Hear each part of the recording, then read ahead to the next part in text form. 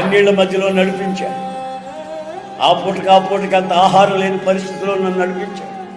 Railway స్టేషన్లో, bus స్టాండ్లో paper పరుచుకొని పడుకునే స్థితిలో నన్ను నడిపించాడు. ఒంటి మీద బట్టలు ఉతుక్కొని కట్టుకొని ప్రార్థన మందిరానికి పోయేంత స్థితిలో ఆ నదిలో ఉతుక్కొని సబ్బు లేకపోతే అక్కడ ఉతుక్కున్న వాళ్ళందరూ పడేసి ఉంటారు ఇంత మొక్కలు. అవన్నీ తీసి ఎంత ముద్ద చేసి నా బట్టలు ఉతుక్కొని శుభ్రంగాను ఆరబెట్టి ధరించి అప్పుడు మీటింగ్లో పోయి వాక్యం చెప్పిన స్థితి నాకు తెలుసు. ఆయన నడిపించిన లోతైన మార్గం.